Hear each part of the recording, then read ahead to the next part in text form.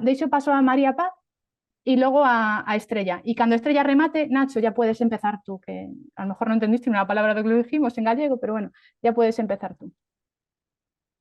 María, Bueno, cando pois, queiras. aquí, Sara, hai que moderar esas presentacións, vale, cando fales da presidencia e da xefa suprema.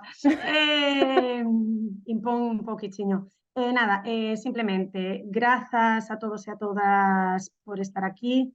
Gracias, Nacho, gracias, Estrella. Nacho, ainda recordo ese CONGACODE, ese Consello Galego de Cooperación, probablemente dos máis tensos, creo que non volveu a haber un igual, afortunadamente. Nada, simplemente, como todos saberedes, estreamos xunta directiva na coordinadora, estreamos tamén plan estratégico, e no marco deste novo escenario, dicirvos que tanto novo equipo directivo como equipo técnico queremos facer desta coordinadora galega do Neguedés un espazo favorecedor de debate, de análise, de reflexión sobre aqueles temas que nos ocupan e preocupan. Queremos que, como cooperación descentralizada, non quedemos ao marxe, non, daqueles grandes asuntos que se debaten a nivel nacional no eido da cooperación internacional, e de aquí que organicemos este espazo, que, como sabedes, se vai desenvolver nos próximos días hoxe 20, 21, 28, ese día 6 do que Sara fala e ao que os convidamos a participar presencialmente, porque tamén somos conscientes de que eses espazos presenciais son fundamentais para fortalecer esta nosa coordinadora. Feminismo e sustentabilidade son dous temas nos que debemos profundizar e que debemos incorporar con seriedade as vidas das nosas entidades, que temos que ser capaces tamén de trasladarlle aos nosos principais financiadores para que o fagan seu.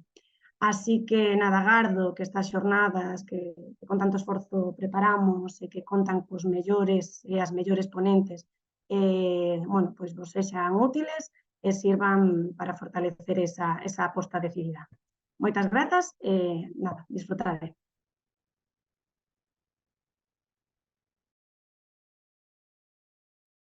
Paso eu xa.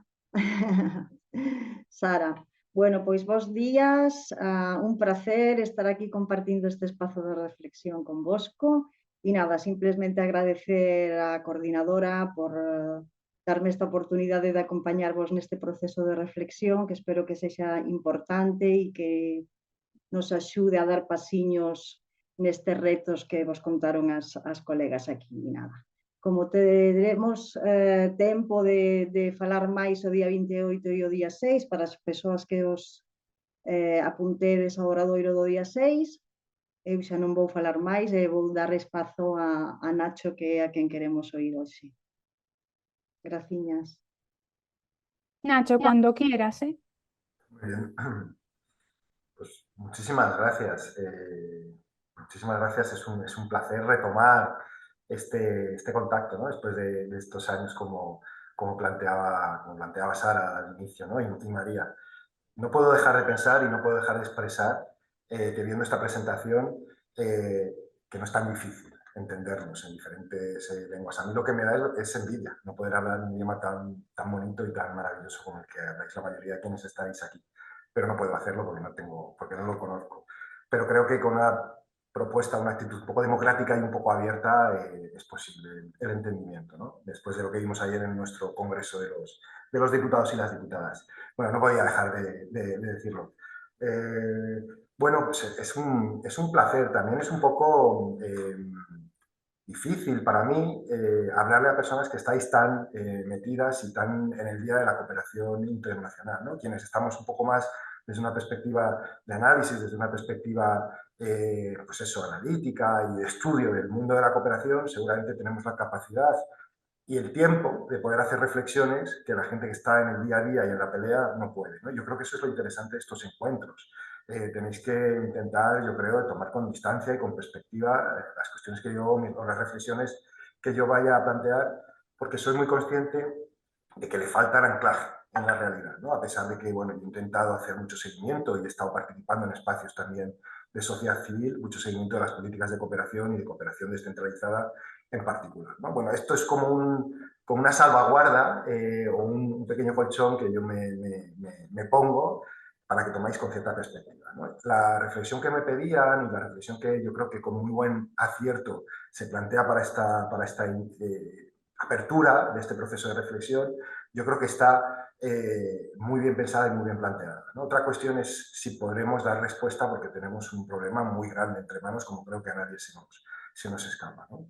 Yo voy a intentar hacer una reflexión, primero de tipo diagnóstico. Yo ya sé que estamos muy llenos y llenas de diagnósticos, tenemos mucha más capacidad diagnóstica que capacidad propositiva y, bueno, yo voy a ser un ejemplo de esta cuestión, ¿no? Yo creo más capacidad de por lo menos aproximarme a entender parte de las cosas que están sucediendo en nuestro mundo y muchísima más dificultad para hacer propuestas políticas, pero aún así voy a intentar plantear la sesión o esta intervención desde esa lógica, ¿no? Tener una parte más diagnóstica, porque creo que están cambiando cosas en nuestro mundo de forma muy acelerada y de forma muy profunda y que no siempre acertamos a ver y que desde luego nuestro sistema de cooperación no acierta a ver, ¿no? Y luego intentaré reflexionar, pero sabiendo un poco la estructura de este proceso y de estas jornadas, yo me voy a quedar sobre todo en elementos más sistémicos, ¿no? Entiendo que en las sesiones posteriores se va a aterrizar más, se va a concretar más.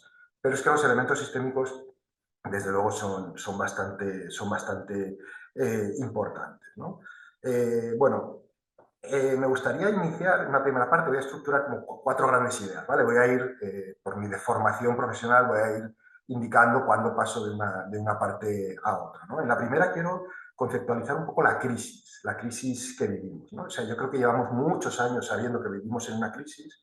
Lo ha expresado muy bien Sara al principio, ¿no? Cuando planteaba que este es un sistema de cooperación internacional que surge después de la Segunda Guerra Mundial, en un contexto histórico completamente diferente, y que prácticamente desde que el mundo cambia de forma bastante radical después de la Guerra Fría, perdón, ahí nos damos cuenta de que el sistema de cooperación está muy desfasado, sus estructuras, sus instrumentos, sus narrativas, sus visiones, respecto a lo que está sucediendo en el mundo, ¿no? Yo creo que ahí es donde ya nos damos cuenta, algunos y algunas ya se habían dado cuenta antes, de que vivimos en esa crisis en la que el sistema de cooperación se ha quedado muy atrás, ¿no?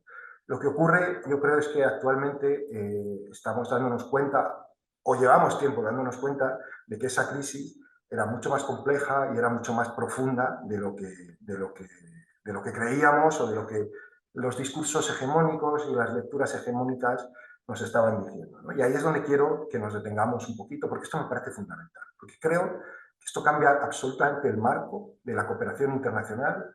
Debería cambiar el marco de la cooperación internacional, pero no solo de la cooperación internacional. Creo que cambia o debería cambiar el marco de la propia democracia, de la propia idea de democracia, me refiero, del propio sentido común que articula nuestra sociedad y de la propia idea de civilización que tenemos, ¿no? Yo creo que este es el reto y el calado de los desafíos que tenemos. Es brutal. Y desde la cooperación internacional podemos hacer cosas para responder y lidiar con ese desafío, ¿no? Por ahí va a ir mi reflexión.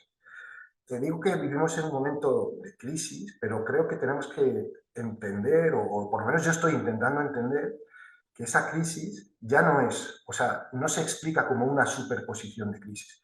Tenemos una crisis social, tenemos una crisis política, tenemos una crisis ambiental y tenemos una crisis económica, ¿no? Yo creo que lo que tenemos es una crisis civilizatoria que se explica precisamente por la existencia de un modelo que va produciendo esas crisis, pero es que esas crisis se alimentan, son interdependientes y que configuran o reconfiguran la naturaleza de la crisis. Y me parece que entender esta idea es importante, ¿no? ¿Por qué lo planteo? Porque si no, podríamos pensar que abordando la dimensión económica de la crisis, que abordando la dimensión social de la crisis, abordando la dimensión política, podríamos ir abordando las respuestas, ¿no? Y seguramente ahí es donde estamos, en el mejor de los casos. Pero la cuestión, desde mi punto de vista, es más profunda. Yo creo que tenemos que enmarcar esta crisis, y creo que lo vais a ver mañana de forma mucho más clara y mucho más situada con Marta, que esta es una crisis en el antropoceno, es decir, que esta es una crisis que supone un cambio de época o un cambio de era en la que hemos pasado del Holoceno a esa época del antropoceno en que las grandes transformaciones de nuestro planeta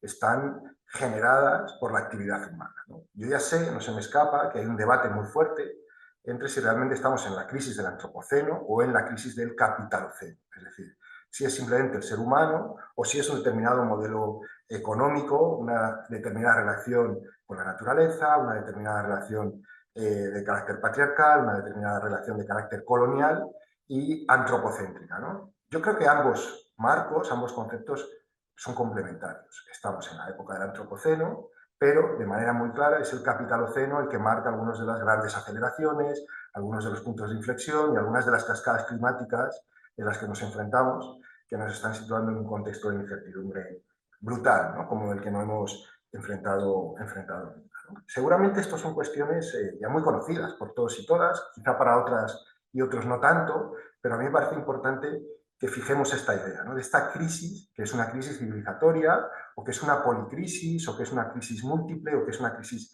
sistémica, pero que no es exactamente un conjunto de crisis o una superposición de crisis, que yo creo que es una idea distinta, ¿no? Y me gustaría que esta idea, por lo menos, yo tratara de trasladarla con claridad, ¿no? Evidentemente, en términos analíticos, tenemos que diferenciarlas para saber qué es lo que está pasando en el ámbito social, qué es lo que está pasando en el ámbito político, qué está pasando en el ámbito ecosistémico, en los ecosistemas, ¿no? Necesitamos hacer ese análisis, pero para posteriormente volver a juntarlos y entender que son crisis civilizatorias, ¿no? Yo creo que no me he preparado una presentación, no ha sido por falta de tiempo ni por que no haya podido, sino porque creo que a mí me parece, sobre todo cuando es algo virtual, que no nos podemos ver, por lo menos que podamos ver las pantallitas, que nos podamos ver, pero sí he traído algunas imágenes que me permiten ilustrar algunas de las cosas que voy a contar, ¿no? Entonces voy a ir compartiendo y dejando de compartir pantalla, espero que no sea muy incómodo esto, pero lo voy a hacer, ¿no? Vale, ¿me podéis confirmar que se ve la pantalla que he compartido? Bueno, yo creo que este gráfico, esta figura, que entiendo que cada vez es más conocida y estamos más familiarizadas con ella, yo creo que es la clave de bóveda de donde estamos situados, ¿no? Ese momento histórico en el que hemos pasado al antropoceno y estoy intentando caracterizar un poco la crisis ecológica en la que estamos inmersos, en la que estamos inmersas, ¿no? Estamos en un momento de riesgo para la propia supervivencia de la vida, ¿no? Y yo creo que este gráfico, esta idea de los límites planetarios, los límites del sistema Tierra, nos la está explicando con muchísima claridad. Creo que esto lo está cambiando todo y creo que esto lo está reconfigurando todo en términos diagnósticos, ¿no? Y en términos de análisis. 6 de los 9 límites planetarios ya han sido superados. Estamos en tendencia de superación de 8 de los 9 límites planetarios y lo único que camina en la buena dirección es el agujero de la capa de ozono, ¿no? Digamos que es el límite planetario en el que aparentemente las cosas se están haciendo bien y vamos en una tendencia de sostenibilidad y de hacer compatible nuestra forma de vida con el planeta, que en el fondo es lo que nos está diciendo este gráfico. Y aquí es a donde quiero llegar. Nuestra forma de vida no es compatible con la vida en este planeta. El sistema dominante, el sistema hegemónico, no es compatible con la vida en este planeta. Esto ya lo sabíamos, esto no es necesariamente nuevo, pero lo que tendríamos, o como lo pensábamos, era desde una lógica de dimensiones del desarrollo. Es decir, lo que nos pasaba, o como lo conceptualizábamos, es que el desarrollo no está bien planteado, ¿no? Estamos priorizando la dimensión económica frente a otras dimensiones, ¿no? Bueno, yo creo que ya tenemos suficientes datos y suficientes evidencias para saber que esto no es del todo así. Esto ha pasado, pero la propia idea de desarrollo es muy problemática, ¿no? Cómo pensamos el desarrollo y cómo conceptualizamos el desarrollo, ¿no? Estos límites o la superación de estos límites nos va a generar unos efectos que desconocemos. No sabemos cómo interactúan, por ejemplo, la superación de unos límites planetarios o de unos límites del sistema Tierra con otros, ¿no? Si miramos, por ejemplo, el calendario climático, los acontecimientos climáticos de los 10 primeros días de septiembre en todo el mundo, asusta. Todos los episodios que han pasado en Canadá, en Noruega, en España, en gran cantidad de países, ¿no? Y todos ellos tienen el origen está en la actividad humana. Todos ellos. No digo todos, porque, por ejemplo, los terremotos es complejo que los metamos ahí, pero la gran mayoría de los fenómenos climáticos violentos están relacionados con la actividad humana.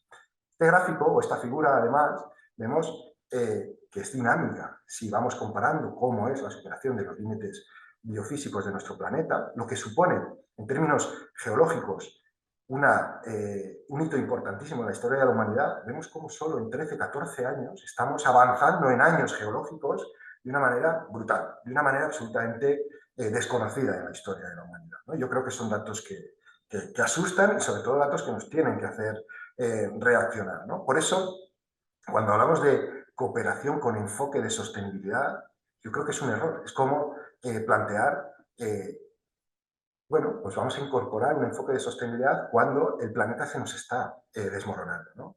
Tenemos que tener una cooperación ecologista, de la misma forma que tenemos que tener una cooperación feminista, no una cooperación con un enfoque de sostenibilidad que nos dé una cierta pátina de sostenibilidad ambiental en muchas de nuestras actuaciones, ¿no? Yo creo que el problema es mucho más grave y no alcanzamos siempre a verlo, ¿no? Bueno, vamos a ver también en términos sociales cómo tenemos una crisis profunda en una sociedad en términos globales, en un proceso. Yo creo que, me decía Sara al principio de la sesión, intenta ser un poco optimista, ¿no? Me decía en broma, no quiero ser malo, ¿no? Con las cuestiones de antes de salir aquí a hablar, ¿no? De compartir este espacio. Es difícil, pero yo creo que tenemos que tener espacio para el optimismo, pero desde un punto de partida realista respecto a la situación que tenemos, ¿no?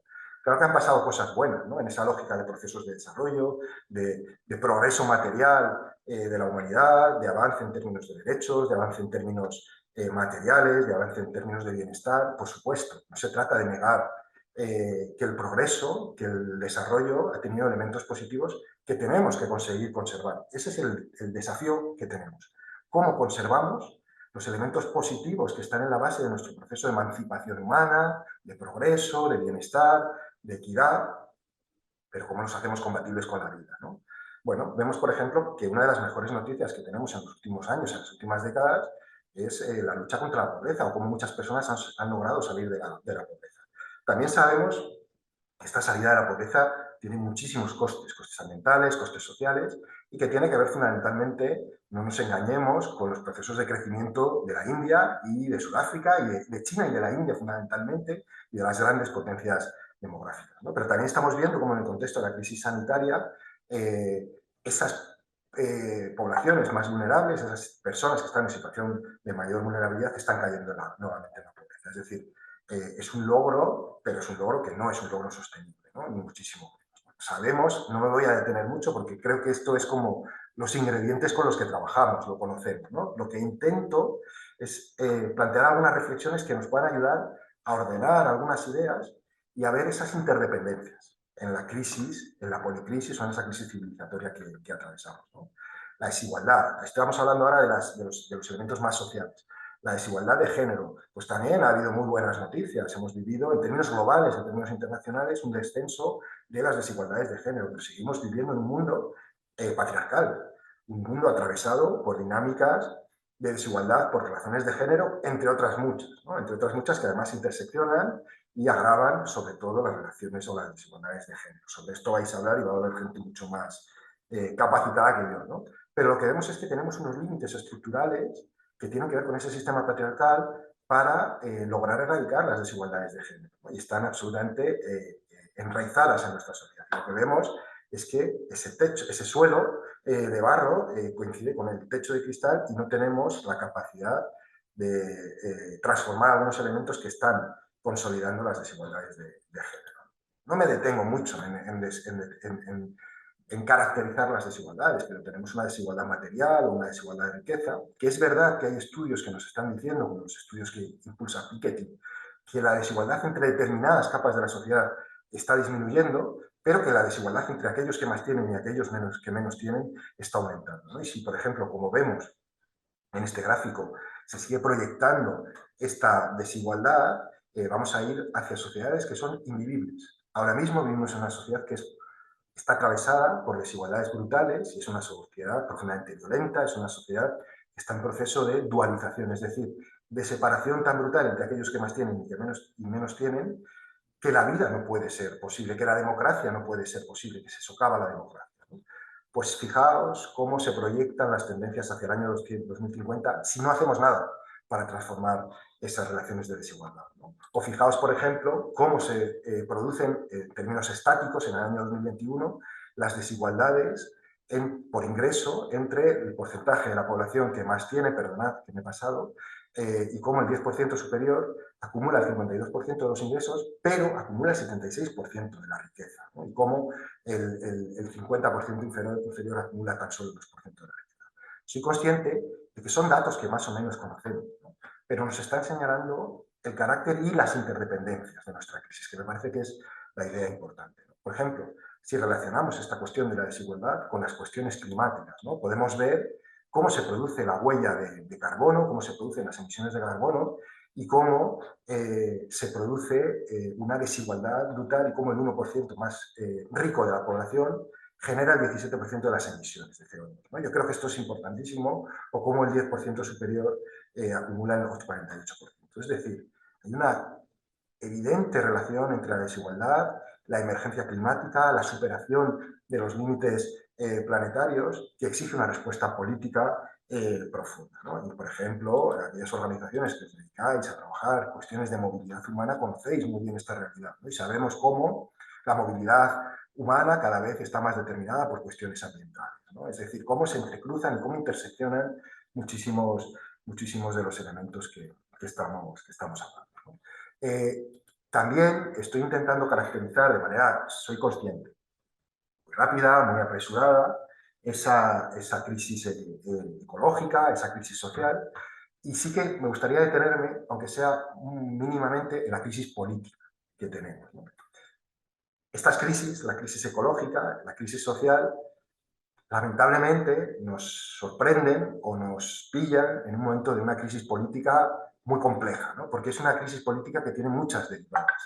Tiene muchas derivadas, algunas que tienen que ver con el momento presente, con el momento político que estamos viviendo en la actualidad, con los movimientos que se producen, con los discursos, con la emergencia de determinadas visiones políticas que niegan derechos, que niegan la emergencia climática, pero creo que el problema es más histórico. Estamos viviendo un proceso histórico en el que en este momento de la historia, en el que tenemos una crisis planetaria, una crisis civilizatoria, nos sorprende en un decalaje o en una confluencia de decalajes políticos que nos hace mucho más difícil poder dar respuesta política, ¿no? Hay varios decalajes políticos, ¿no? Uno es muy claro, en ciencia política, en relaciones internacionales lo estudiamos mucho, ¿no? Es ese decalaje entre un mundo que sea transnacionalizado, es decir, los problemas son globales, los problemas son multinivel, no hay capacidad de responder a los problemas desde un mundo interestatal como es el mundo que tenemos. Y esto es un problema de primer orden, no es un problema nuevo, es un problema que llevamos arrastrando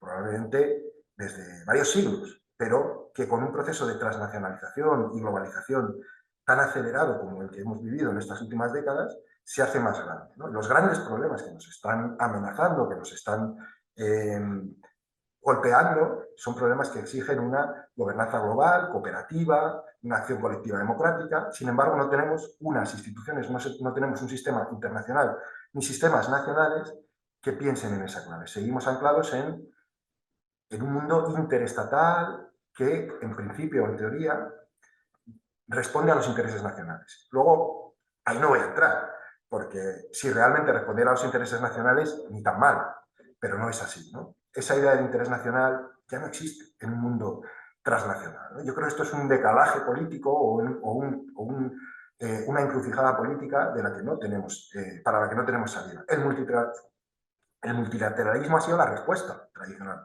pero el multilateralismo ya no nos sirve para abordar problemas de responsabilidad compartida pero diferenciada, ¿no?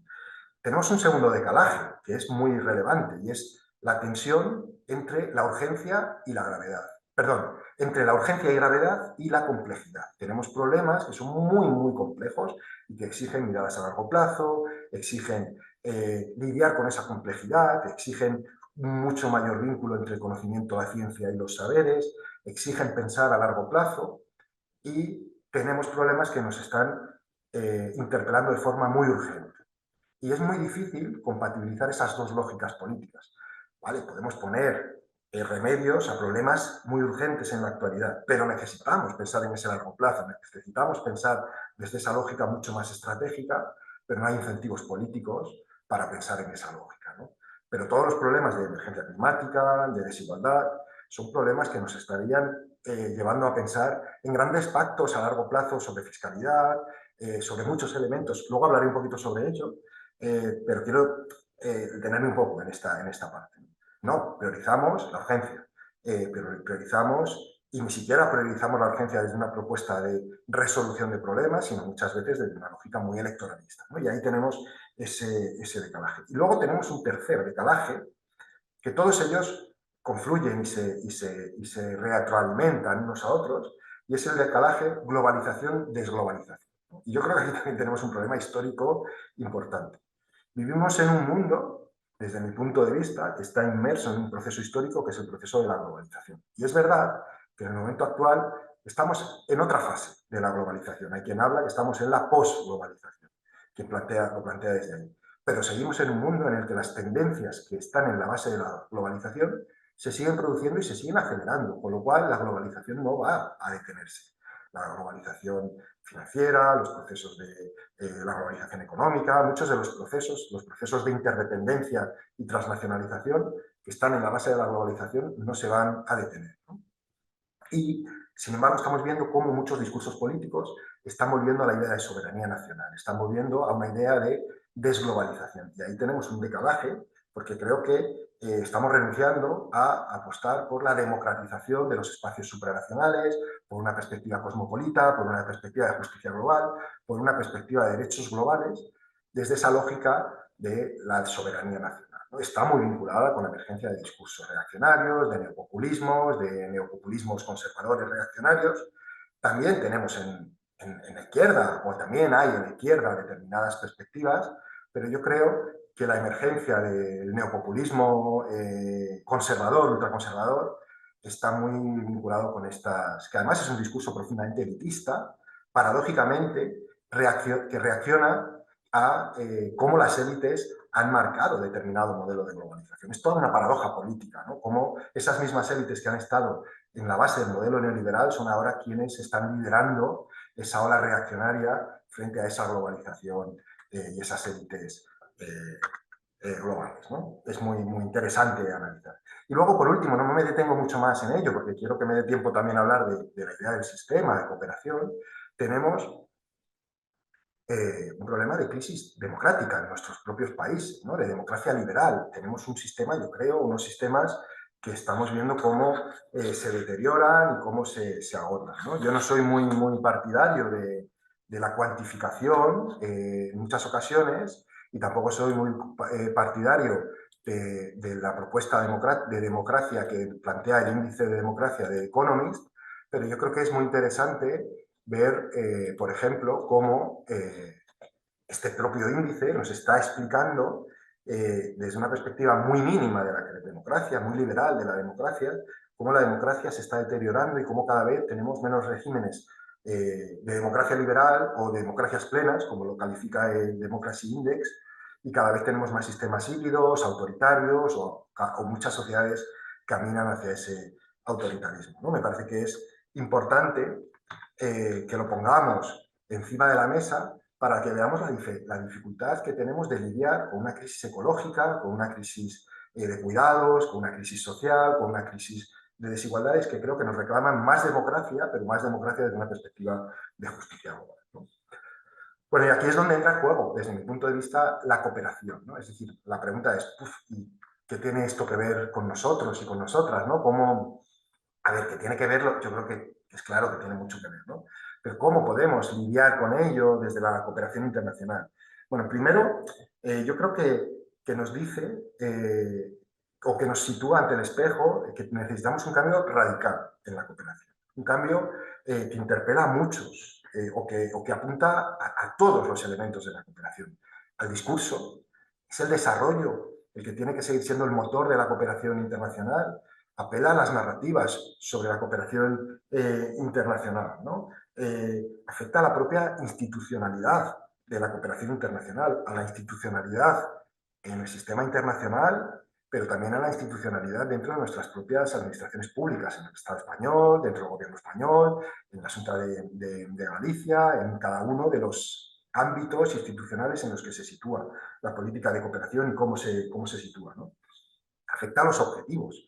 cuál es el objetivo de la cooperación internacional o cuál debería ser el objetivo de la cooperación internacional, ¿no? Yo creo que aquí es donde está uno de los elementos importantes, ¿no? Y seguramente los objetivos que tradicionalmente han estado en esas herramientas de las que hablabas al principio, en esos instrumentos, en esos discursos, no solo es que ya se hayan quedado desfasados, sino que probablemente nos impiden abordar unos objetivos más transformadores o más adecuados a esa crisis o a esa crisis en el antropoceno o en el capitaloceno en la que nos enfrentamos. Y con esto yo no trato de plantear una enmienda a la totalidad a todo lo que se hace en el sistema de cooperación y en las políticas de cooperación.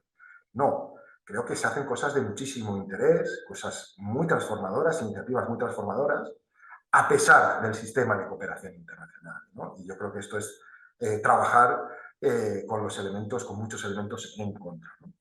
Los propios instrumentos también tienen que transformarse, ¿no? Luego voy a intentar dar algunas pinceladas sobre cada una de estas cuestiones, ¿no? Los actores del sistema de cooperación internacional pues también tienen que cambiar, ¿no?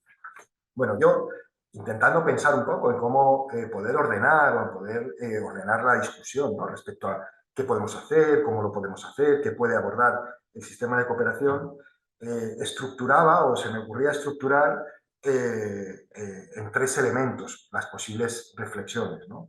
Uno, un primer elemento más con lo discursivo, con lo narrativo, con la idea de sentido común, pero entendiéndolo como algo muy material, es decir, como algo que crea hegemonía.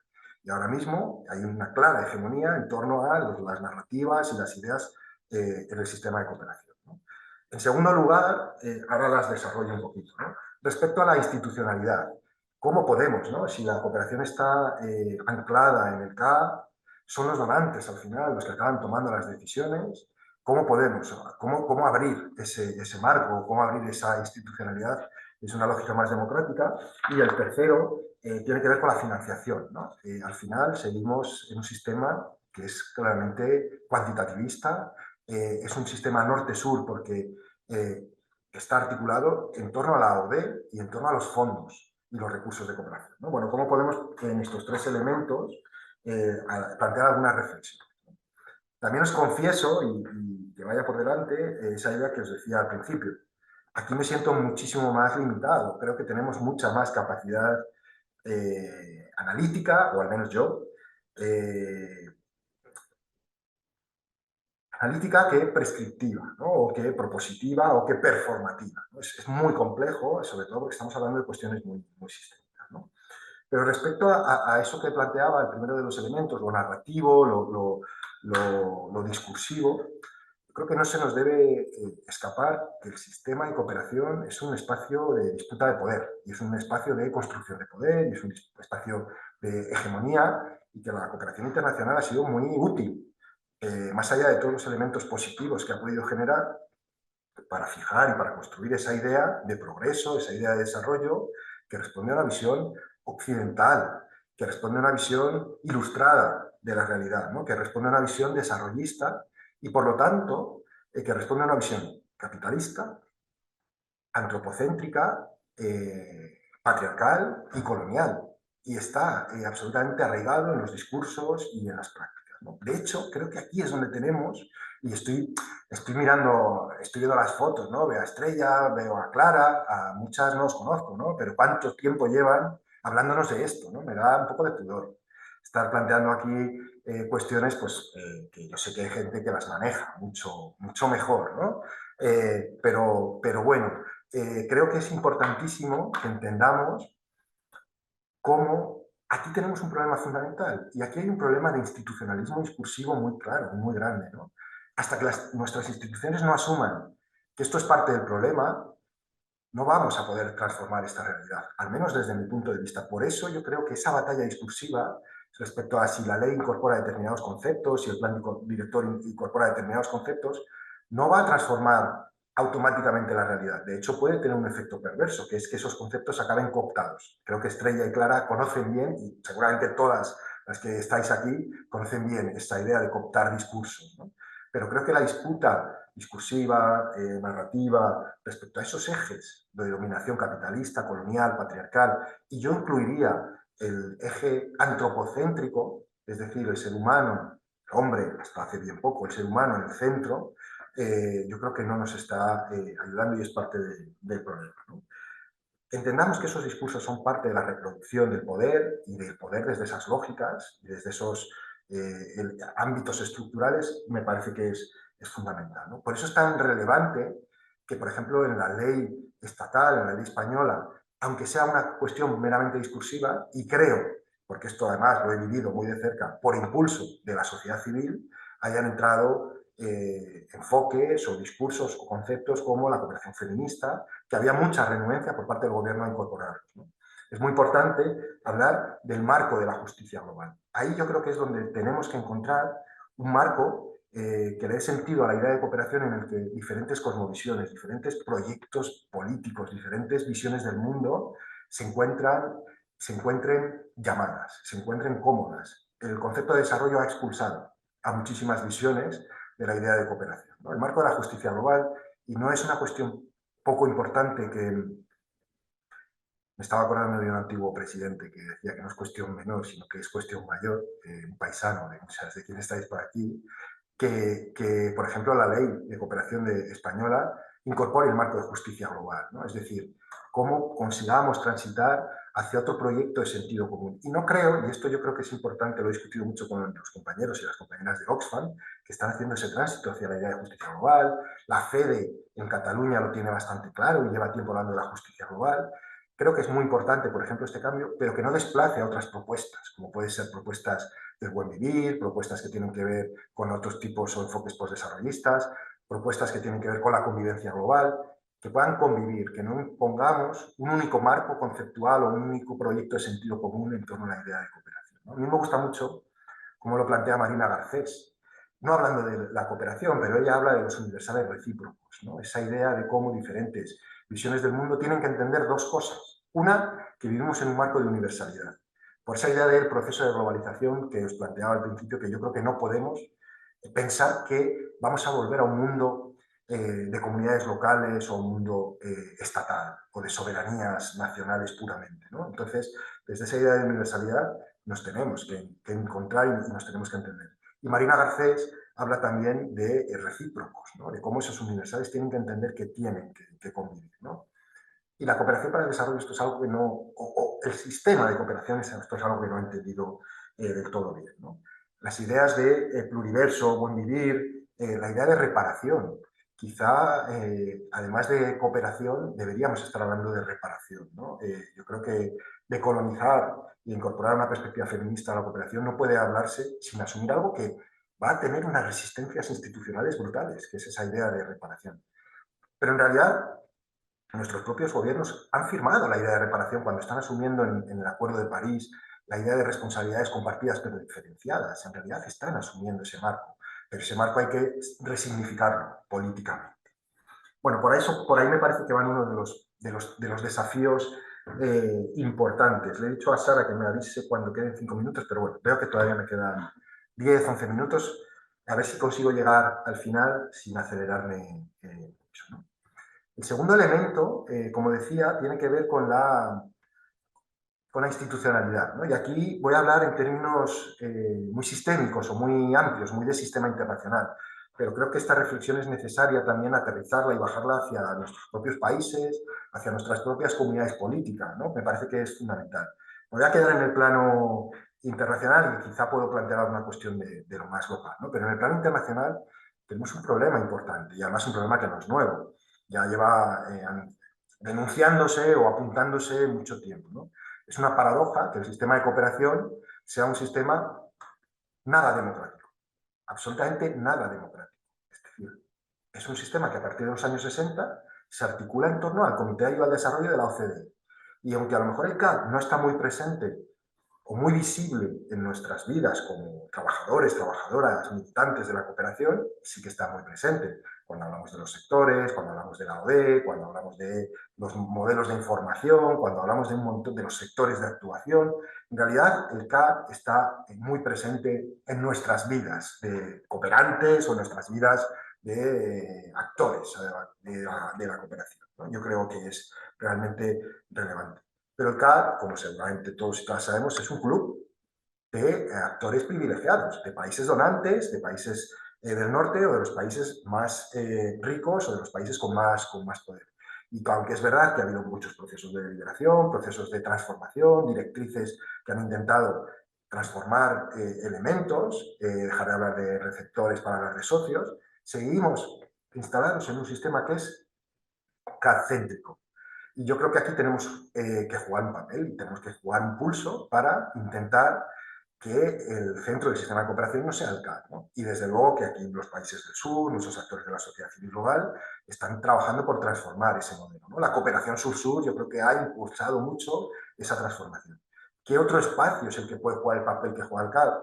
Nos gustará más o menos, pero no tenemos muchos espacios o muchas instituciones en el mundo que puedan jugar ese papel como Naciones Unidas, ¿no? Dentro de Naciones Unidas hay muchos actores y el lugar en el que se ha intentado echar ese pulso al CAD, o el lugar desde el que se ha intentado echar ese pulso al CAD, es el Foro de Cooperación para el Desarrollo que pertenece al ECOSOC en Naciones Unidas, ¿no? Es muy interesante ver cómo yo creo que se está produciendo un trasvase de poder desde el CAD al ECOSOC, pero es un trasvase de poder insuficiente, muy lento y todavía no consigue iba a decir ni despeinar al CAD, pero no, despeinar sí, pero hay que llegar muchísimo más lejos, ¿no? Y yo creo que ese proceso es importante. El Foro de Cooperación para el Desarrollo de ECOSOC tiene mucha más legitimidad, tiene mucha más capacidad de análisis, tiene mucha más capacidad deliberativa, tiene menos eficacia en el sentido de que ejerce un poder mucho menos discrecional que el que ejerce el CAD, ¿no? Pero yo creo que ahí hay una cuestión importantísima, ¿no? y que tenemos que abordar. El Foro de Cooperación para el Desarrollo está apostando por enfoques que tienen más que ver con la coherencia de políticas, que tiene que ver con una financiación más justa, más allá de la ODE, por el papel de la sociedad civil como un actor mucho más relevante en las políticas de cooperación internacional, en el sistema, que el CAD, y un lugar en el que también, o está apostando por un modelo en el que los gobiernos locales, los gobiernos descentralizados o los gobiernos subestatales, este es más bien el lenguaje que utilizan, tengan un papel mucho más relevante que el que le otorga el CAD, que realmente se resiste a abrir su espacio, ¿no? Bueno, y por último, yo creo que hay un elemento, claro, esta reflexión en torno a la institucionalidad está absolutamente ligada a la reflexión en torno a los actores, ¿no? ¿Qué actores, qué tipo de actores? Que sea desde una perspectiva mucho más democrática, ¿no? Y bueno, y en tercer lugar, de manera un poco así muy esquemática, está la cuestión de la financiación, ¿no? Podemos seguir pensando en un sistema democrático, en un sistema que pueda reaccionar a esa crisis ecológica, que pueda realmente plantear cambios sistémicos, que son los que nos está reclamando esta realidad, cambios en la estructura de la sociedad internacional, cambios en la toma de decisiones, cambios en el modelo de desarrollo, en el modelo de producción, en el modelo de consumo.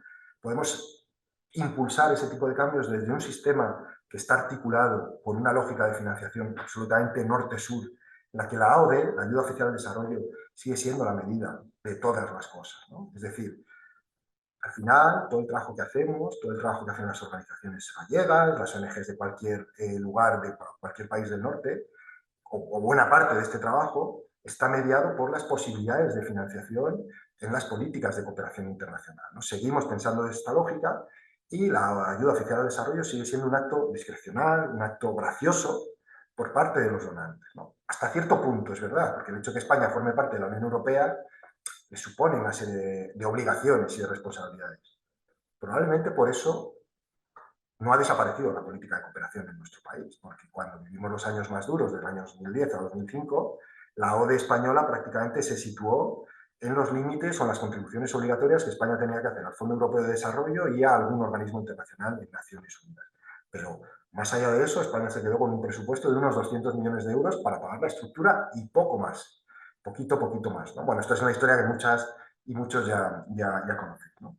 Pero yo creo que si miramos cualquiera de los ámbitos de financiación que están intentando complementar a esta idea de la ODE, el TOS, ¿no? el apoyo total para el desarrollo, la financiación climática, en el fondo están trabajando con la misma lógica con la que trabaja la ODE, ¿no? Es esa lógica norte-sur, en la que el desarrollo sigue siendo un problema de los países del sur, sigue siendo una responsabilidad de los países del sur y los países del norte están para también tienen la responsabilidad en apoyar con sus contribuciones obligatorias o voluntarias a que se solucionen los problemas de los países del sur. Es decir, seguimos sin asumir que lo que tenemos es un problema civilizatorio, un problema de carácter sistémico, un problema que nos está amenazando a todos y a todas, y un problema que tiene diferentes responsables en términos de cargas y de responsabilidades, ¿no? Es decir, hay una disociación brutal entre el sistema de financiación, la ODE, y eso que la ODE tiene una metodología ya muy desarrollada y muy depurada, ¿no? Todos, la financiación climática o cualquier otro tipo de financiación, ¿no? Por lo tanto, yo creo que ahí tenemos un tercer desafío junto al de la hegemonía, junto al de la institucionalidad o la democratización, que tiene que ver con cómo articular un sistema de financiación basada en esa idea de responsabilidades compartidas pero diferenciadas y basado en esa idea también de coherencia del conjunto de las políticas, ¿no? Es muy llamativo que tenemos una agenda de justicia climática o una agenda de gobernanza ambiental, con las COP, con diferentes marcos de deliberación y de acuerdo. Tenemos una agenda de desarrollo sostenible, tenemos marcos de acción en el ámbito de género, hay una agenda, ¿no? Toda la agenda que emana de Beijing, pero sin embargo no tenemos una agenda de justicia ecológica.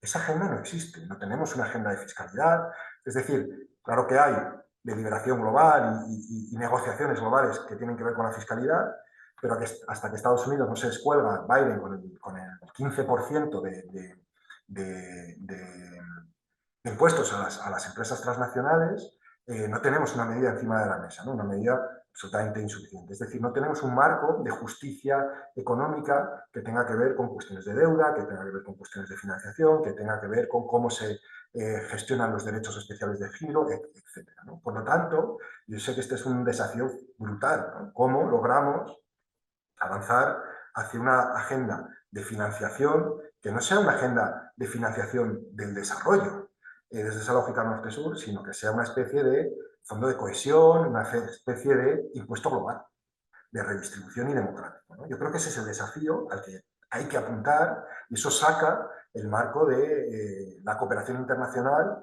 de la lógica de la ODE. Con esto yo no estoy diciendo que la ODE da igual y que no debamos seguir reclamando a nuestros gobiernos que cumplan sus compromisos de financiación, ¿no? Lo que creo es que tenemos que ir pensando hacia ese otro modelo. Bueno, hay algunas iniciativas por ahí que están muy vinculadas con los bienes públicos globales, que están vinculadas con otros modelos de financiación, con la inversión pública global. Y yo creo que esos modelos tienen mucho interés. Y yo creo que esos son el tipo de desafíos de carácter sistémico que yo ya sé que a organizaciones que trabajamos o que trabajáis en lo local, pues muchas veces como que nos pueden desbordar, ¿no? Y generar incluso un efecto contrario del que yo pretendo, ¿no? Que es dar claves para la movilización y para repolitizar y abordar un trabajo desde una perspectiva más sistémica, ¿no? Pero es que este es el sistema en el que estamos, que es el sistema de cooperación internacional. Pero sí me gustaría terminar los últimos minutos. A mí mi reloj me dice que me queda uno, pero si me lo permitís, voy a tomarme 3 o 4 más. Si no es mucho problema, pero sí que me gustaría que nos diera un poquito de tiempo al final para discutir. Porque sí me gustaría hacer una lectura, aunque vais a aterrizar más en los próximos días o a poder tener más espacio para ver elementos más concretos, sí me gustaría hacer una reflexión sobre qué momento estamos, ¿no? En la cooperación en el ámbito estatal, en el Estado español y en concreto la cooperación de las comunidades autónomas, las entidades locales, que entiendo que nos interpela mucho, ¿no? A quienes estamos hoy aquí. Y es que, joder, me cuesta ser optimista. Pero eso es lo de menos, ser optimista no. Lo que hay que ser es activo, ¿no? Yo creo, y entender que hay margen para la transformación y que se pueden transformar cosas, ¿no? Digo que no soy muy optimista porque estamos en un momento de mucha incertidumbre política en España, ¿no? En general, quizá en Galicia no, quizá en Galicia hay mucha continuidad, no sé si esto es bueno o malo, pero por lo menos sí que tenéis un clima un poco más estable, ¿no? Pero no es la norma, ¿no? En términos estatales, en términos autonómicos. Creo que hemos vivido un cambio de ciclo político en el Estado español a raíz de las últimas elecciones autonómicas y locales, que es una muy mala noticia para la cooperación internacional, ¿no? El año 2015 supuso un cambio de ciclo que yo creo que en el ámbito de la cooperación, en el ámbito autonómico y en el ámbito de la cooperación supuso dos cosas. Cerrar el peor ciclo que había habido, desde mi punto de vista, en la política española, en la que prácticamente se habían desmantelado casi todas las cooperaciones autonómicas, ¿no? Cuando la cooperación autonómica es un rasgo y es un ejemplo y es un reflejo de un espíritu y una tensión solidaria de la sociedad española, ¿no? Estamos en un momento de quiebre de ese ciclo y algunos procesos que se estaban poniendo en marcha de cambio, yo creo que profundo y radical, bueno, radical no diría, pero inspirado por una propuesta radical de cambio, se estaban produciendo, ¿no? Estoy pensando en Baleares, estoy pensando en Valencia, estoy pensando en Extremadura, estoy pensando en el Ayuntamiento de Madrid. El cambio de ciclo no se ha producido ahora, pero sí en la legislatura anterior. Estoy pensando en algunas comunidades autónomas, ¿no? Tenemos otras en las que no se ha producido ese cambio político, ¿no? O en las que hay cierta continuidad. El País Vasco, Euskadi, Galicia, Cataluña. Yo creo que son algunas de las comunidades en las que está habiendo más estabilidad, con muchísimas diferencias entre unas y otras en su política de cooperación, ¿no? Pero a mí me preocupa porque creo que se estaba produciendo un giro en las políticas de cooperación para entender que teníamos un problema con nuestro modelo de cooperación, ¿no? Y yo creo que lo tenemos y lo seguimos teniendo porque algunas cooperaciones están arrastrando modelos que yo creo que están muy agotados y otras que habían empezado a dar el giro, vamos a ver un retroceso brutal, cuando no una negación de la propia política de cooperación. Yo os estoy hablando ahora desde Madrid, pero yo vivo en Castilla y León. Está gobernando la ultraderecha, está ya sentada en las instituciones, ¿no? Es decir, estamos viviendo en este proceso de cambio político, como se ha visto truncado, por esas visiones reaccionarias de las que hablábamos antes, ¿no? Veremos qué pasa en Baleares, pero Baleares tenía un proyecto de ley y aquí es donde voy a intentar aterrizar algunas posibles reflexiones, ¿no? Tenía un proyecto de ley que hablaba de la cooperación para la justicia global y hablaba de cambiar la lógica de planificación desde una perspectiva sectorial, desde una perspectiva geográfica, para hablar de procesos muchísimo más estratégicos, ¿no? En Extremadura se habían implantado los ámbitos estratégicos como una forma de pensar la cooperación mucho más allá de la lógica geográfica y sectorial y empezar a pensar en procesos de transformación.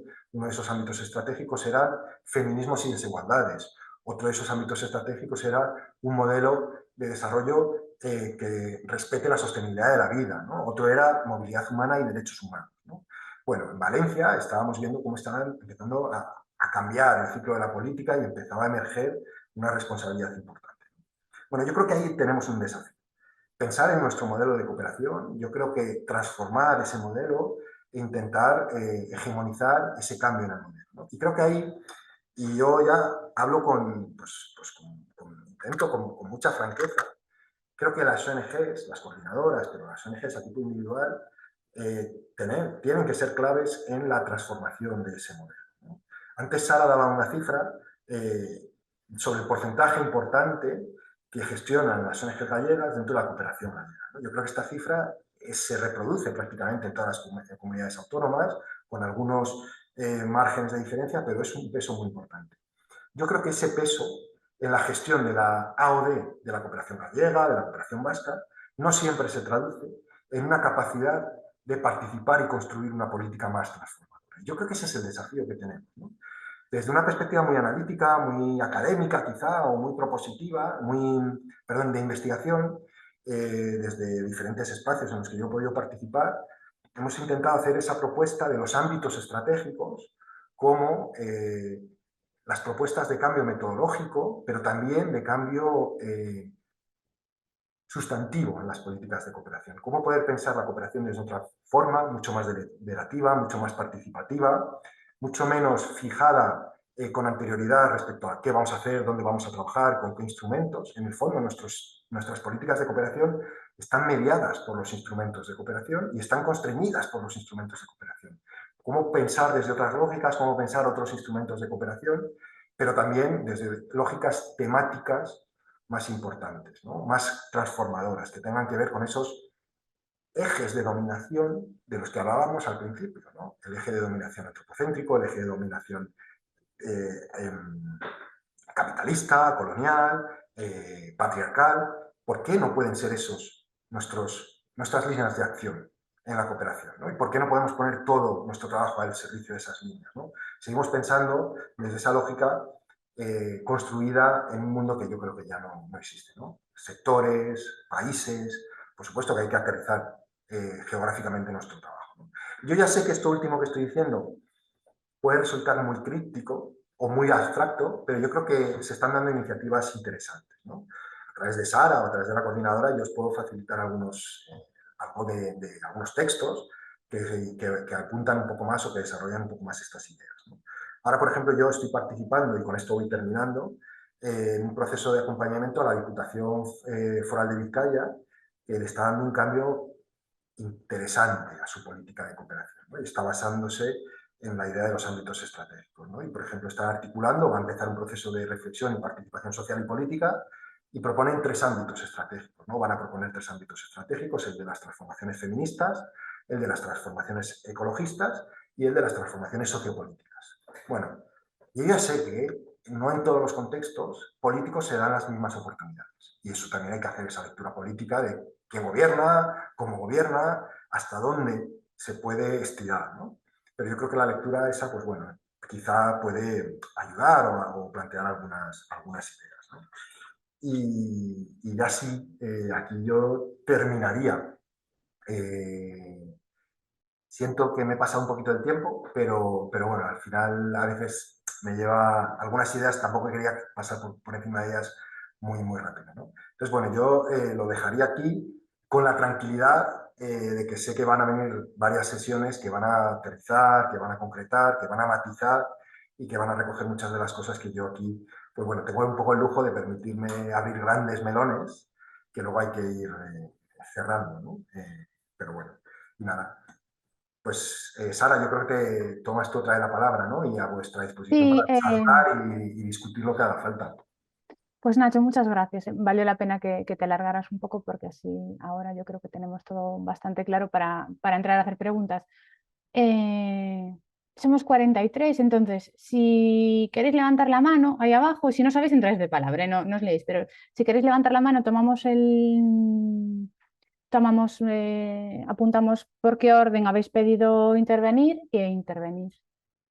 Yo para mientras nos decidís, le quería hacer una pregunta a Nacho y así aprovecho de estas preguntas que me he guardado por si no os animáis a hacer ninguna, que espero que sí, que ahora tenemos 20 minutillos para hablar, ¿vale? ¿Qué es Nacho? Entonces, así a un nivel más discursivo, se ha hablado mucho de si tenemos que seguir hablando de desarrollo, si podemos resignificar la palabra de desarrollo. Yo escuchaba el otro día una frase que me gustaba, pero que al fin y al cabo no nos saca de la lógica de que al hablar de desarrollo siempre caemos en la tentación de que desarrollo se vincule con crecimiento económico y entonces nos salimos del marco que tenemos previsto. Y había no me acuerdo qué autor comentaba, dice, bueno, no confundiros porque desarrollo no tiene por qué ser crecer. Una persona crece hasta que tiene 20 años y a partir de los 20 años se sigue desarrollando porque estudia idiomas, porque viaja, pero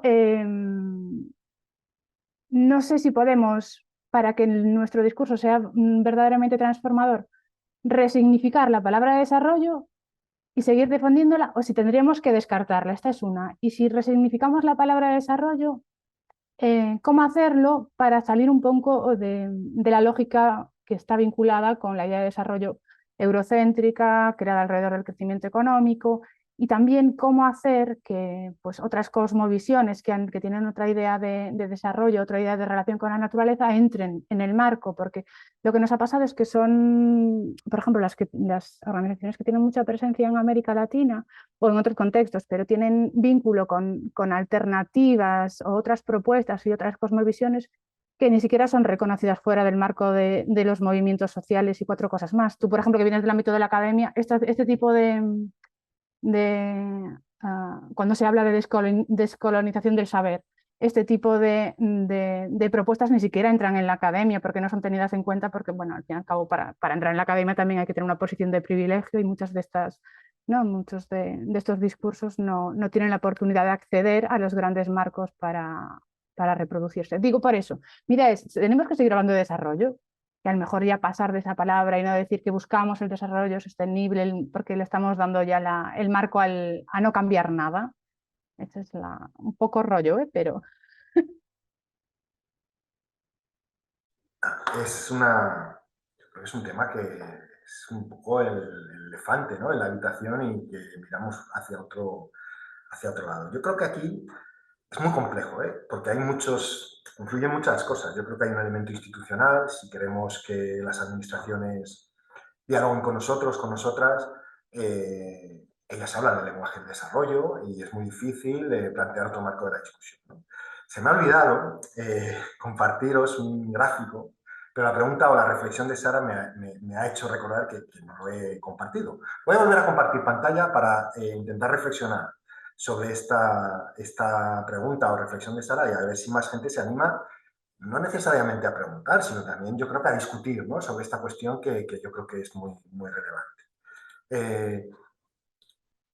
Es esta idea, ¿no? A ver si doy con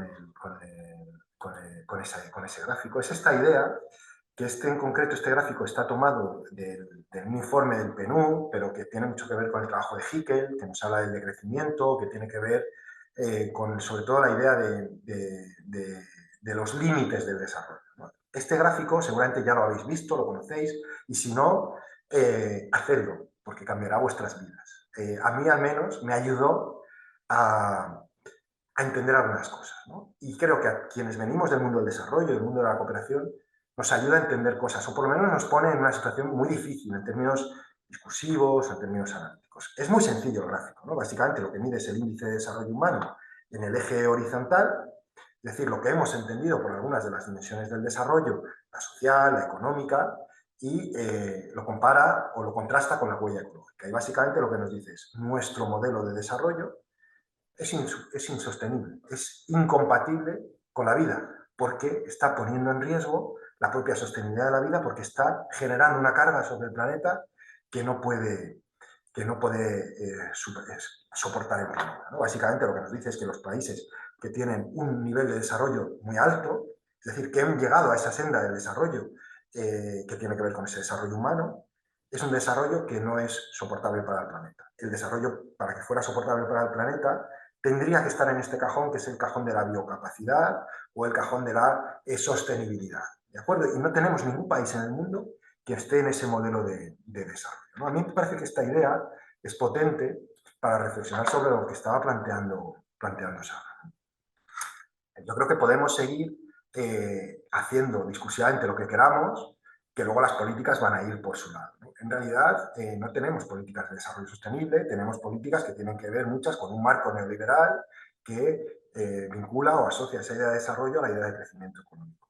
El problema es que esta práctica del desarrollo es la que ha hegemonizado la visión del desarrollo, ¿no? Entonces yo creo que aquí hay discusiones que algunas son teóricas, pero otras son políticas y otras son más de tipo institucional, ¿no? Yo teóricamente podría entender, desde una perspectiva teórica, desde una perspectiva intelectual, podría entender que el concepto de desarrollo no es incompatible con determinadas cosmovisiones, pero sí con determinadas cosmovisiones que plantean el buen vivir o otro tipo de cosmovisiones que plantean que la sociedad no tiene que ser una sociedad antropocéntrica, sino que tiene que ser una sociedad biocéntrica y que tengamos otro tipo de relaciones con el planeta, otro tipo de relaciones con los ecosistemas, ¿no?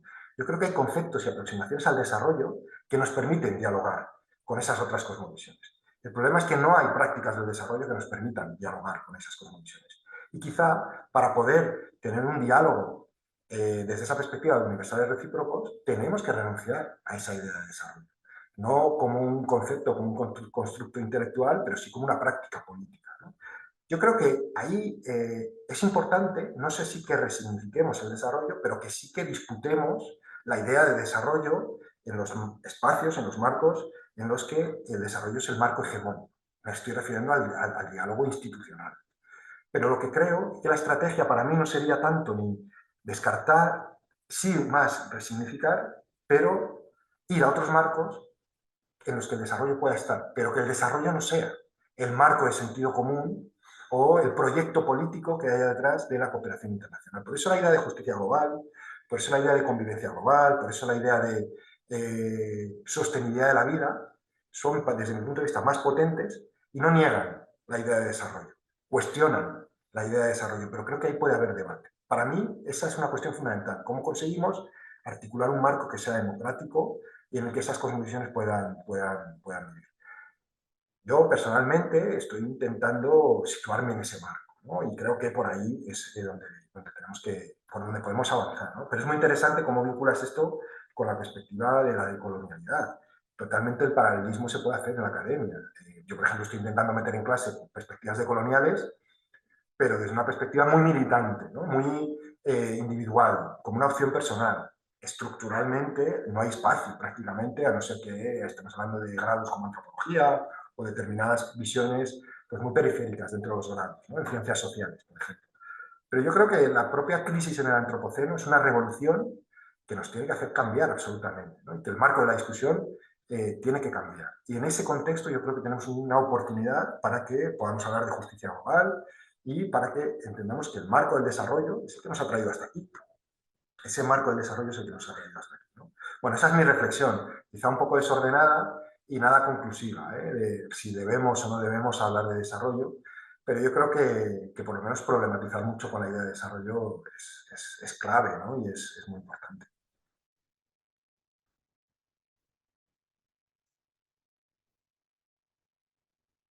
Ahora le toca a otra persona.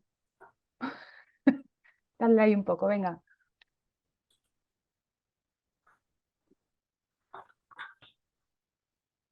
Hola, no, Alejandro, dale.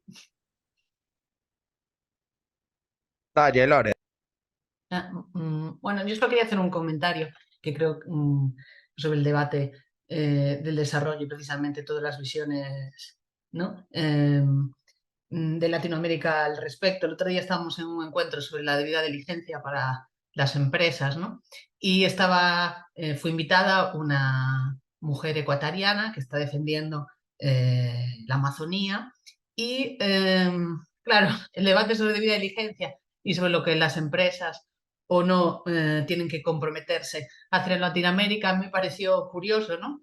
Que ella misma al final zanjara el asunto con... Es que a mí la ley de debida diligencia me la sopla, lo dijo más educadamente, pero esto era lo que se leía entre líneas, porque a nosotros lo que no nos interesa es que las empresas extractivistas mineras tengan ningún tipo de presencia en nuestro territorio. No es el modelo de desarrollo que queremos, ni económico, ni medioambiental, ni social. O sea, nos da lo mismo que las empresas mineras entren en el proceso disque de respetar los derechos humanos o respetar los mínimos del entorno, porque no nos interesa, ¿no? Entonces o se está debatiendo en la Unión Europea todo un tema, ¿no?, de debida diligencia de las empresas sin tener en cuenta en absoluto todo este enfoque de los pueblos, comunidades o países que reciben ese tipo de desarrollo empresarial. Y me parece curioso que ni siquiera los propios movimientos sociales que están involucrados en todo este proceso de debida diligencia lo pongan sobre la mesa, ¿no? Hay cierto tipo de intervenciones que da igual los parámetros que cumplan las empresas porque es un tipo de desarrollo que las comunidades o los pueblos latinoamericanos no quieren y punto, ¿no? Entonces, esto también tiene que ver mucho eso con nuestro propio concepto de desarrollo que aplicamos en la cooperación y que no estamos teniendo en cuenta. Es nuestro modelo de lo que nosotros consideramos en términos generales de desarrollo, pero sigue habiendo, lamentablemente, por mucho que hablemos en los proyectos de participación y de decisión de las comunidades, muy poca decisión y participación en los modelos que planteamos dentro de los proyectos de cooperación.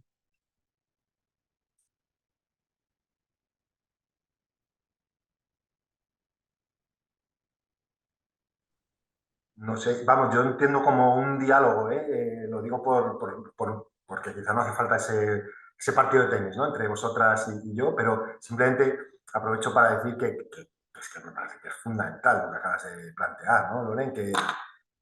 Y creo que eso nos interpela mucho a nosotros y a nosotras como ONGs del norte, como actores que hemos sido intermediarios en un diálogo en el que es muy interesante plantearse qué papel juegan esos intermediarios, o jugamos como intermediarios, ¿no? Incluso mi propia respuesta cuando Sara ha hecho la intervención, ¿no?, es que si no asumimos determinado lenguaje, las instituciones no nos escuchan, ¿no? La política no nos escucha, tampoco nos va a escuchar mucho asumiendo su lenguaje, ¿no? Yo creo que la estructura de escucha es la que es, ¿no?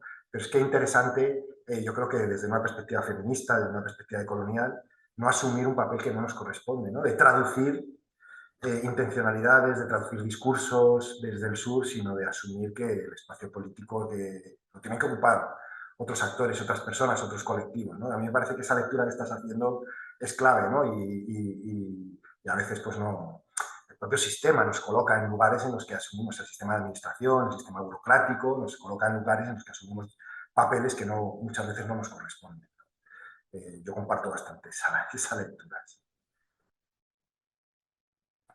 Nada, bueno, muchas gracias por compartir con nosotras el panorama, el contexto y buscar, cada vez es más difícil buscar esperanza en todo este mare magnum de datos.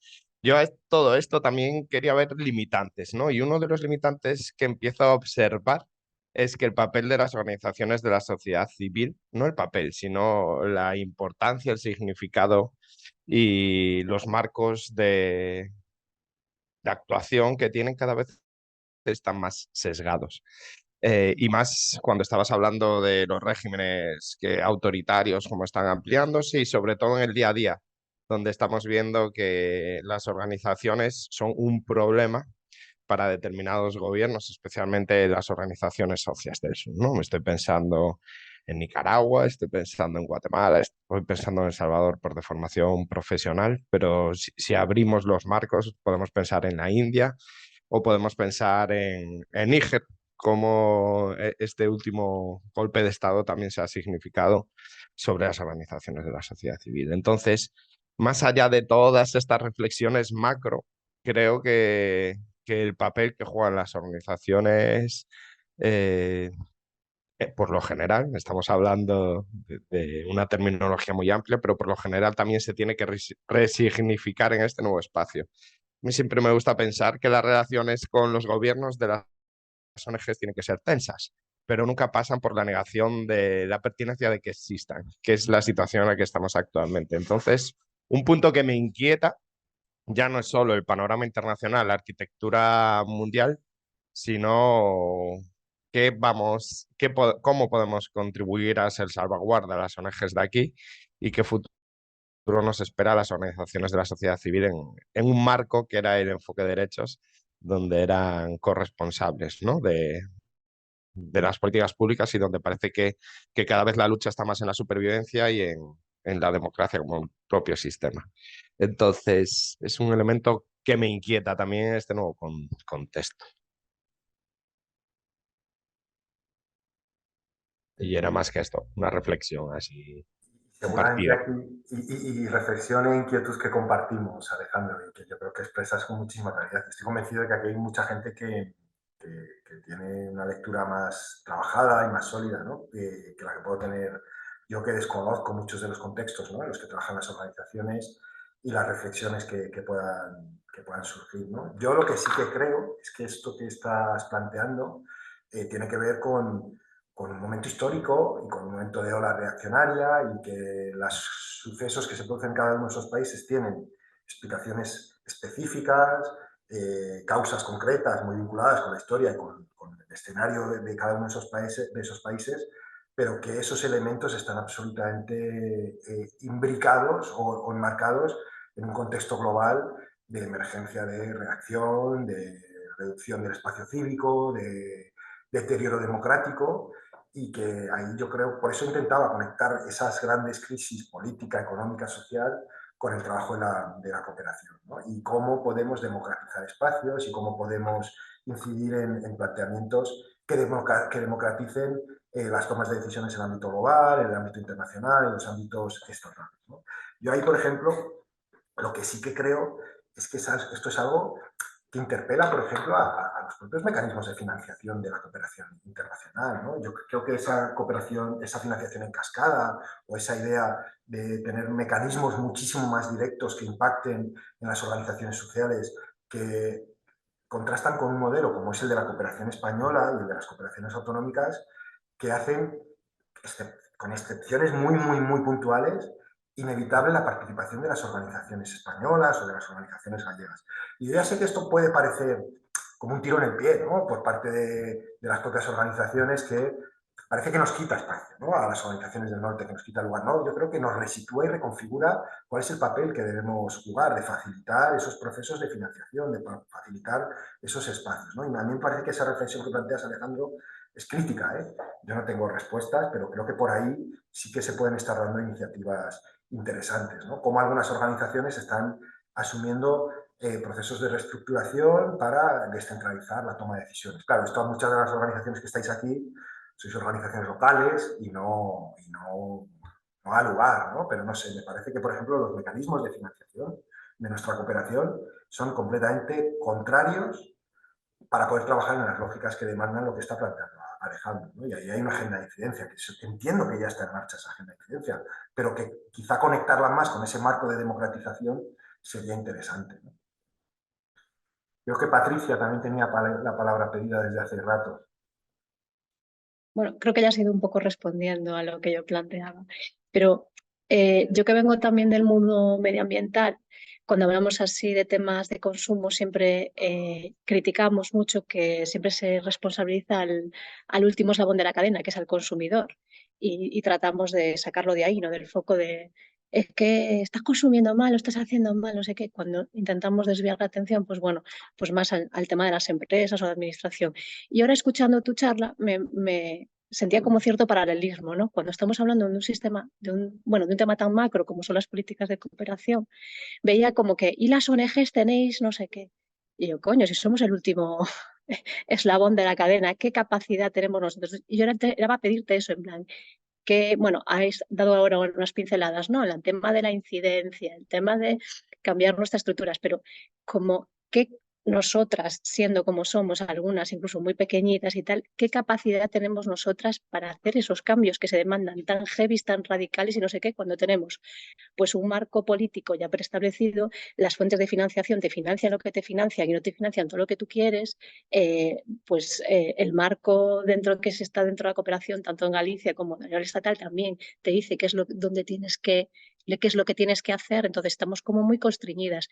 Dentro de ese constreñimiento, digo, ¿qué capacidad tenemos nosotras para hacer ese cambio, ¿no? Como las consumidoras, ¿no? O cuando decimos lo de apaga la luz, cierra el grifo, ¿sabes? Estas cosas tan obvias, ¿no? Pero ¿qué cambios ves tú factible a nivel ONG, ¿no?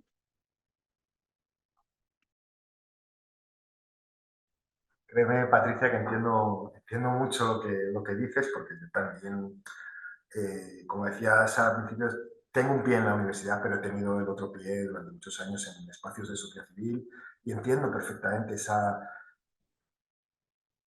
dificultad, ¿no? De lidiar con lo estructural, con la complejidad, y es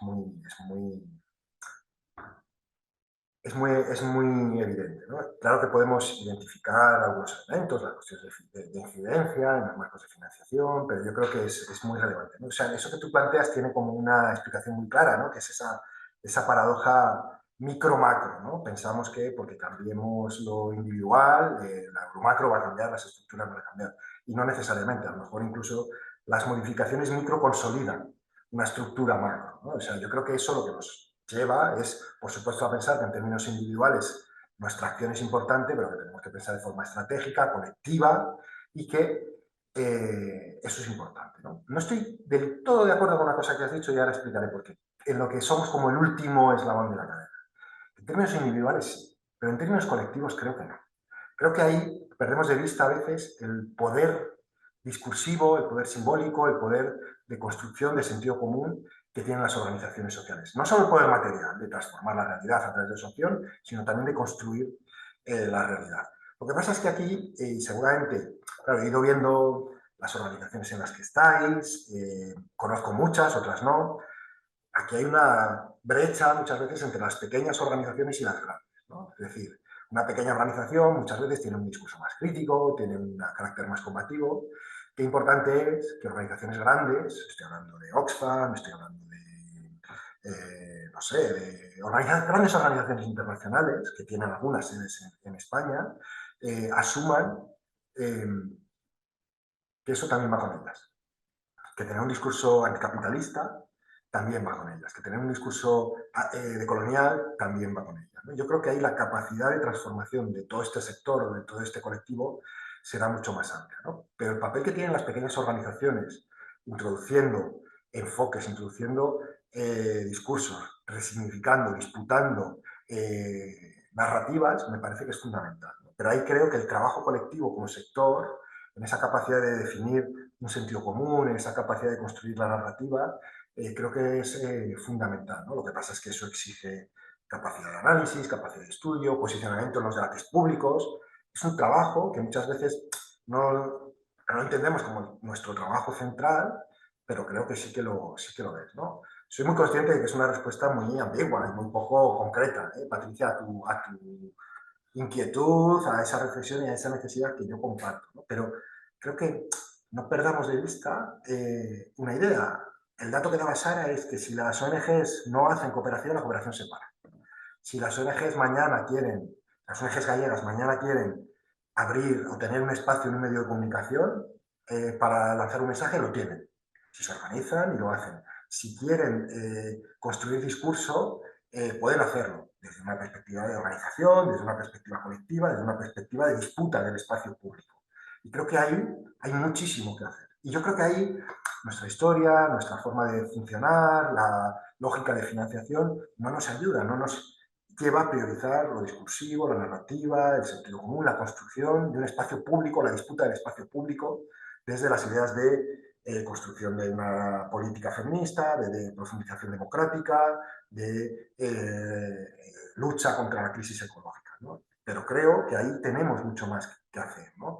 Por supuesto que hay campañas, por supuesto que hay actividades colectivas, pero yo creo que asumir ese papel histórico de resignificación del discurso y de lo público y del sentido común me parece que es importante. Eso las ONGs lo han hecho en otros momentos. En los años 90 lo hicieron, la idea del 07 y ese gran movimiento social que se produjo en España, las campañas contra la deuda, y yo creo que ahora no estamos ahí, ¿no? Seguramente porque andamos muy enredados en otras cosas, que están muy bien también, pero eso no es algo que hayamos priorizado. Yo creo que en un contexto histórico de disputa de hegemonías o de disputa por la hegemonía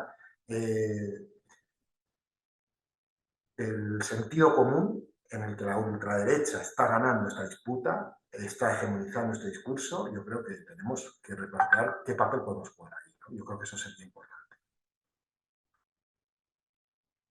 Vamos un cuarto de hora pasadas, si queréis, una última pregunta y luego os vamos a pedir una cosa, que encendáis la cámara para que salgamos todas y nos hacemos una pequeña foto, aunque sea online. La última pregunta, sí, con tu permiso, Nacho, que te hemos robado un cuarto de hora más del previsto. Por supuesto. ¿Quién está? Évora, ¿no? ¿Quién está? María, Évora, ¿verdad? Sí. Évora. Yo no te oigo, Évora, no sé si los demás sí. No, no te oímos. Estás hablando, Évora. ¿Ahora? Ahora sí. Ahora sí. Hola, perdón.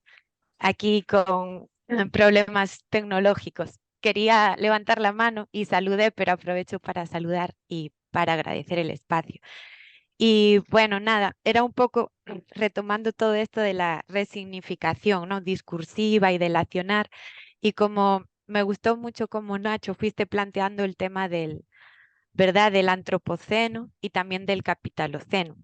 Y sobre eso quería como reflexionar, porque sabemos que ahora, ¿verdad? El IPCC y los organismos internacionales han como tomado, asumido esa terminología de antropoceno. Y es lo que se está posicionando. Y en base a eso se marca una agenda global para, en lo que tiene que ver con políticas de adaptación y mitigación a cambio climático, seguir esa lógica del antropoceno. Sin embargo, creo que es muy importante empezar también a resignificar desde ahí y empezar a usar más capitaloceno, porque al final el antropoceno no tiene en cuenta las desigualdades de poder, de clase, de etnia y de género. Y también reconocer y asumir que no todas las personas ni todos los pueblos tienen las mismas responsabilidades con el tema de la adaptación y mitigación del cambio climático. Y también porque al final resulta mucho más factible siempre, ¿no? La adaptación de los países pobres que la modificación de pautas de consumo desde los países ricos o desde el norte global.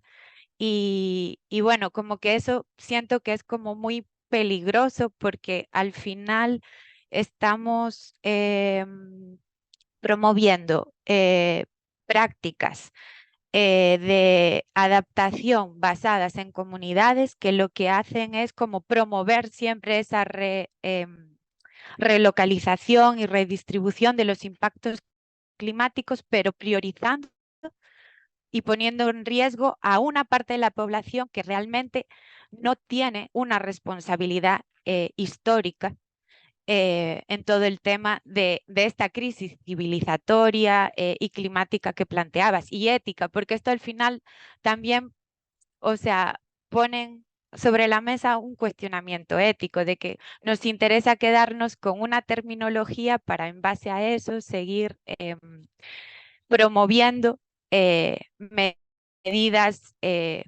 totalmente desiguales. Y es como ahora es como una terminología que se está usando mucho y como, bueno, al final, si los organismos internacionales, que un poco son como, es como ese respaldo, ¿no? Lo dice la ONU o lo dice el panel de expertas y expertos climáticas a nivel mundial, entonces como que en eso nos respaldamos, pero sin tener en cuenta también como las desigualdades y los impactos de esto y que al final no, bueno, en el tema climático, o sea, no estamos contribuyendo a una justicia social ni, ni, ni a una justicia ambiental. Era como una reflexión, ¿verdad? No, simplemente como que me quedé pensando en eso y bueno, creo que es como importante. Muchas gracias, Eora. Yo creo que es una reflexión muy potente y muy necesaria, ¿eh? De hecho, precisamente hace poco tuvimos un seminario entre un grupo de profesores y profesoras que estamos muy preocupados por la crisis, policrisis, por la emergencia climática y por la crisis ecológica, y precisamente tuvimos la discusión en torno a capitaloceno o antropoceno, ¿no? Y con textos que también, si os interesan, yo creo que pueden ser muy interesantes. Y yo coincido completamente con tu análisis. Lo único que yo creo que es importante utilizar los dos conceptos, porque los dos conceptos, el de capitaloceno y el de antropoceno, tienen implicaciones diferentes. Y además, tú lo has mencionado muy bien, se relacionan con esa idea de las responsabilidades compartidas pero diferenciadas. Si hablamos solo del antropoceno como la mano del ser humano en la estructura de nuestro planeta y en las propias modificaciones del clima y de nuestro planeta, es verdad que estamos cuestionando la actividad económica o el tipo de modelo económico, ¿no? Y esas desigualdades de las que tú hablabas. Pero también es verdad que si no hablamos de antropoceno, también podemos obviar algunas cosas que son muy relevantes en entender cuál ha sido el modelo civilizatorio que tenemos. Por ejemplo, el descubrimiento del fuego. Ha sido tan determinante en algunos de nuestros impactos y relaciones sobre el planeta, y eso no tiene que ver con el capitalismo. Es decir, es un poco la misma discusión respecto al concepto de desarrollo y de otros conceptos. Mi lectura es, no vamos a renunciar a ninguno de los dos porque los dos nos están explicando cosas, pero lo que pasa es que no debemos invisibilizar la idea del capitaloceno. Tenemos que tener mucho cuidado para que hablar solo del antropoceno no borre las responsabilidades que tienen diferentes actores que han tenido a lo largo de la historia y que están teniendo. Para mí es más rico intelectualmente, pero también políticamente es más fructífero poner en diálogo los dos conceptos, ¿no? Pero creo que esta es una discusión apasionante y que, bueno, todavía estamos casi que empezando a arañar, ¿no? Desde, por lo menos aquí, desde mi ámbito de la ciencia política, pero es muy potente esta reflexión que haces. Muchas gracias.